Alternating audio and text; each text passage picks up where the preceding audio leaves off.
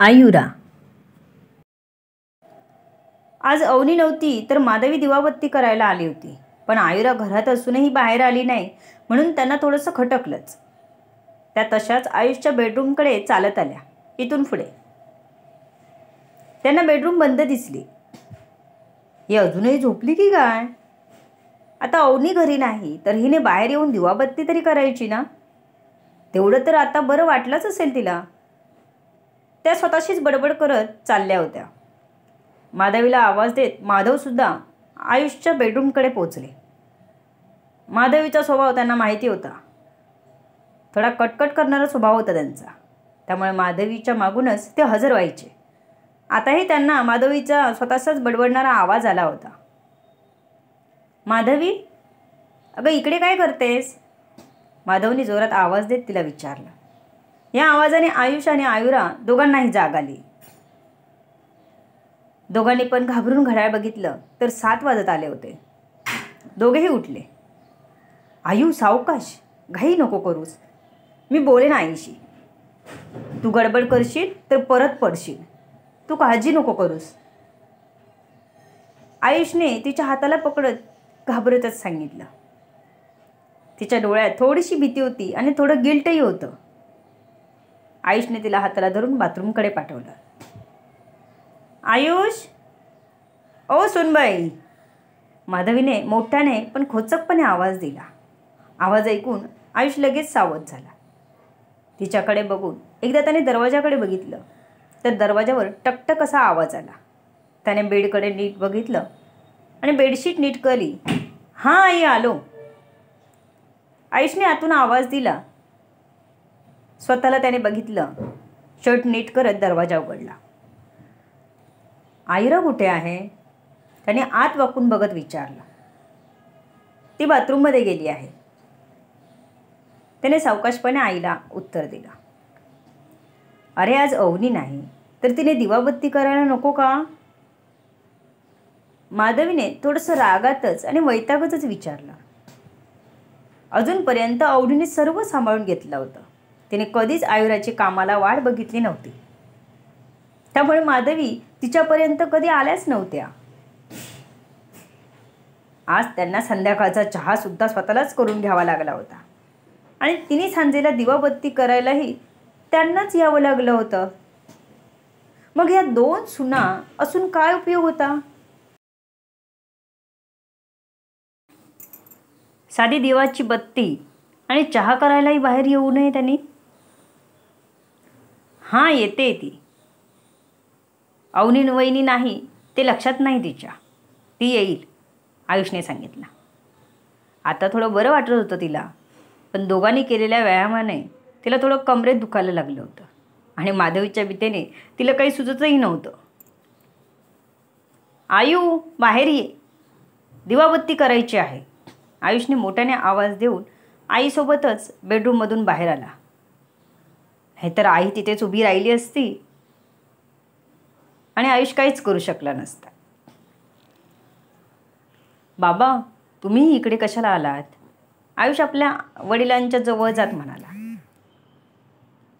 मी नाही आलो असतो तर तुम्हाला समजलं नसतं माधवी इकडे येते ते. तिचा स्वभाव तुला माहीत आहे ना.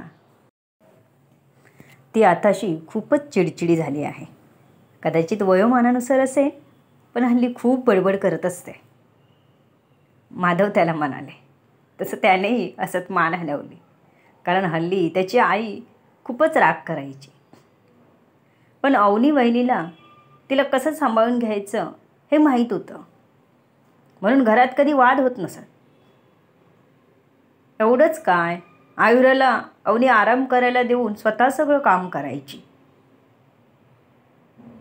आयुरा आणि निधीला कामाला जायचं असायचं. त्यांना डबा बनवून देतानाही ती कधीच काचकूच करायची नाही. आज तिच्या घरात नसण्याने सगळ्यांनाच तिची कमी जास्तच जाणवत होती. ती जास्त माहेरीही जायची नाही. सगळ्यांना सांभाळून घेत होती. माधवीची जास्तच काळजी घ्यायची. त्यामुळे अवनी बाहेर पडल्यावर जास्त कोणाला जर फरक पडला असेल तर तो त्यांनाच पडला होता.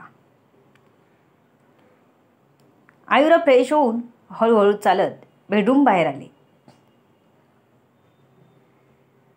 देवाराकडे जाऊन तिने दिवाबत्ती केली. देवाला नमस्कार केला. शुभं करोती म्हणून सगळ्यांना नमस्कार केला. ते बघून माधवीचा थोडा का असेना पण राग कमी झाला होता. आयुष हॉलमध्येच बसला होता. आयुराही त्याच्या बाजूलाच जाऊन बसले. आयु, किचनमध्ये जाऊन तुला जेवणाची तयारी करावी लागेल. आईबाबांना चहा द्यावा लागेल. आयुषने तिच्याकडे झुकून हळूच तिच्या कानात पुसपुसत सांगितलं. तसं आयुराला टेन्शन आला. अवनी वहिनींनी तिला कधीच कामासाठी बोलावलं नव्हतं. त्या तिला नेहमी आराम करायला सांगायच्या.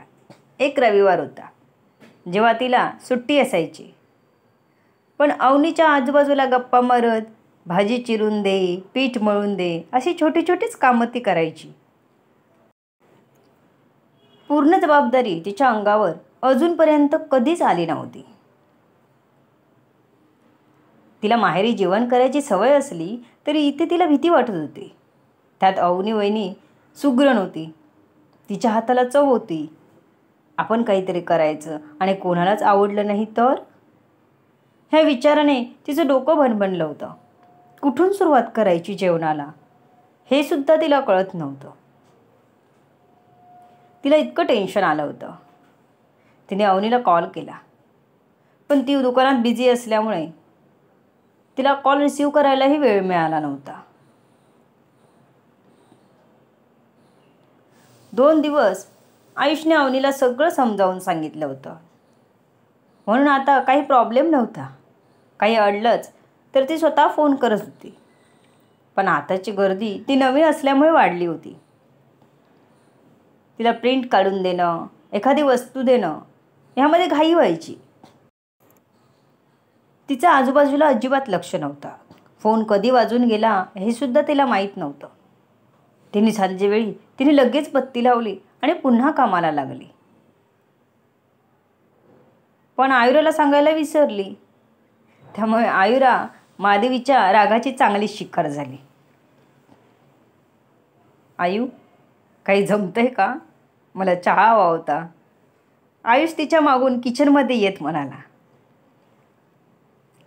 काहीच सुचत नाही आहे मला. अवनी वहिनी असताना काहीच वाटत नाही. आत्ता मला भीती वाटायला लागली आहे. आयुरा एकदम तोंड बारीक करत म्हणाली. नको काळजी करू. तुला जसं येईल तसं कर. येईल वहिनी, मी कॉल करून बघतो तिला. आयुष तिला धीर देत म्हणाला.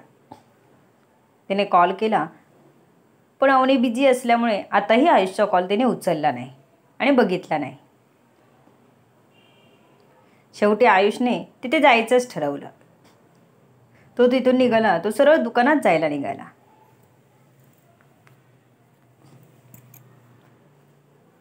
लांबूनच त्याला दुकानासमोर गर्दी दिसली. तो थोडासा फास्ट तिकडे गेला. अवनी सगळ्यांना काही ना काही देण्यात व्यस्त होती. इतक्यात आयुष तिथे पोचला. अवनीने त्याला बघून सुटकेचा निश्वास सोडला. तिची खरं तर खूपच घाई झाली होती. थकलेली दिसत होती. आयुष तिच्याकडे बघून हसला. वहिनी, दमली वाटतं तू. मी बघतो, तू जा घरी आता. त्याने अवनीला घरी पाठवलं. अवनीला घरी आलेलं बघून आयुराला बरं वाटलं. वहिनी, बरं झालं तुम्ही आलात. मला जेवण करायला काय करायचं आणि कुठून सुरुवात करायची कळतच नव्हतं. आयुराने अवनीच्या हातात पाण्याचा ग्लास देत म्हणाली. तिने अवनीसाठी चहासुद्धा गरम करून लगेचच घेऊन आली. अवनीला आत्ता कुठे बरं वाटलं होतं कारण ती खरंच खूप दमली होती. आयु, थँक्यू. मला खरंच बरं वाटलं तू माझी एवढी काळजी घेतलीस. अवनीने तिला प्रेमाने बघत म्हणाली. रोज अवनीच सगळ्यांची काळजी घ्यायची. आज तेवढीच काळजी घरी आल्यावर आयुराने घेतली बघून तिला आतून खूप भरून आलं होतं. अवनी वहिनी, तुम्ही रोज आमची अशीच काळजी घेता ना. मी फक्त तुमचं बघून शिकले. आता जेवण करायला शिकवा, म्हणजे तुमची वाट बघत बसायला लागणार नाही, आयुरा म्हणाले. हो करूया, थांब. हे आले का? त्यांना चहा दिला, अवनीने विचारलं. आयुराला तर आराध्य आला की नाही हेही माहीत नव्हतं, तर चहा कुठून देणार? मला माहीत नाही, आयुराने असं सांगितल्यावर लगेच अवनी धावतच आपल्या रूममध्ये गेली. आराध्य बसला होता तिथे. अहो, चहा घेतला का तुम्ही? अवनीने विचारलं. तसं एक नजर वर करून आराध्याने तिला बघितलं. तू कधी आलीस? त्याने विचारलं. मी आत्ताच आले. मी चहा घेत होते तर तुम्हाला विचारायला आले, अवनीने सांगितलं. घेऊन ये चहा मलाही, आराध्य म्हणाला. तो शांत वाटत होता. अवनीला भीती वाटत होती. त्याला कोणी चहा दिली की नाही हेही तो सांगत नव्हता. ती लगेच मागे फिरून किचनमध्ये गेली. चहा गरम करून पुन्हा आराध्याजवळ घेऊन आली. दमलेली दिसतेस, आराध्याने पहिल्यांदा असं तिला विचारलं होतं. नाहीतर घरी आला तर डायरेक्ट रूममध्ये निघून जायचा. असं प्रेमाने बोलायची सवय नव्हती त्याला. पण अवनीला आल्या आल्या बघायची सवय होती त्याला. आज त्याला अवनी दिसली नाही तर आई दिसली होती. पहिल्यांदा त्याला तिची एवढी कमी जाणवली होती. रोज आल्या आल्या ती ग्लास भरून पाणी द्यायची, काही ना काही नाश्ता बनवून खायला द्यायची. आज ती घरी नव्हती तर घर एकदम खाली खाली वाटत होतं. त्यामुळे आत्ता तिला बघून खूप बरं वाटलं होतं. आईने चहा दिला तरी त्याने अवनीला पुन्हा आणायला सांगितला होता. इतके दिवस आपण कधीच तिचा विचार केला नाही, ह्याचं वाईटही वाटलं त्याला थोडीशी. पण मला ना खूप मज्जा आली काम करायला. मला फक्त थोडे दिवस त्रास होईल, नंतर सगळं बरोबर होईल. मी करेन सर्व. अवनी अगदी खुश होऊन बोलत होती. अवनीच्या चेहऱ्याची खुशी लपता लपत नव्हती.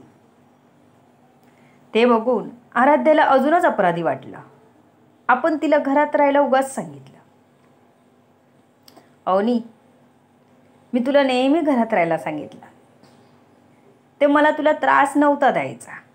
घरी आल्यावर आपली बायको दिसायला पाहिजे असं मलाही वाटायचं, म्हणून नाही दिलं जाऊ तुला. पण मला वाटतं मी चूक केली. तुला इतकं खुश बघून मलाही बरं वाटलं. सॉरी. त्याने अवनीचा हात हातात घेतला आणि म्हणाला. अवनीला मात्र आश्चर्याचा धक्का बसला. तिला वाटलं होतं आराध्य तिच्यावर रागवेल, पण तो तर माफी मागत होता. अहो, माफी मागायची काय गरज? ती अगदी हळू आवाजात म्हणाली. मी चुकलो, थोडासा स्वार्थी झालो अवनी, म्हणून माफी मागितली. त्याने तिला जवळ ओढत म्हणाला. अहो, दरवाजा उघडा आहे, बाजूला व्हा आधी. ती अगदी लाजतच म्हणाली. अवनी, मला वाटतं आपण पुढचा विचार करायला हरकत नाही. आपण बाळाचा विचार करायला हवा, आराध्य तिच्या डोळ्यात बघत म्हणाला.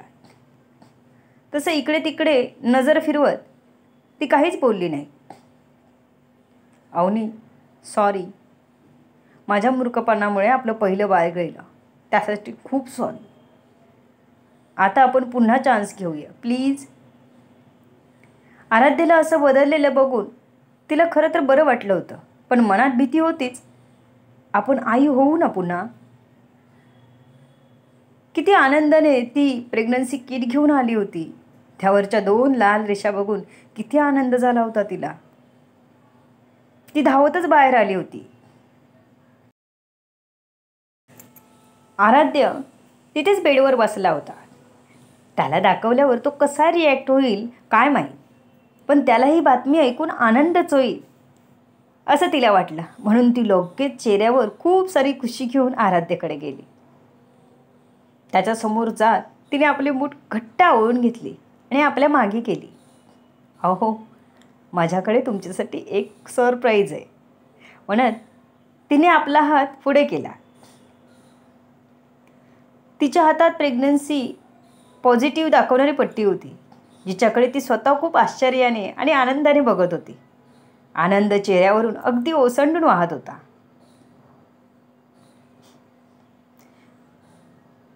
त्याची पुढची रिॲक्शन काय असेल याकडे तिचं सर्व लक्ष लागलं होतं. पण त्याच्या चेहऱ्यावर पडलेल्या आट्या बघून ती 2 पावलं घाबरून मागेच झाली. To be continue.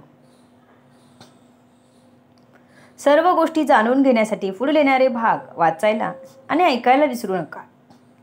तुमच्या अमूल्य प्रतिसादाची आतुरतेने वाट बघते. लेखिका शब्दवेदी उर्फ संतोषी गजानन राणे पाताळे. धन्यवाद. या कथेला जास्तीत जास्त लोकांपर्यंत शेअर करा, लाईक करा, कमेंट करा आणि चॅनलला सबस्क्राईब करा.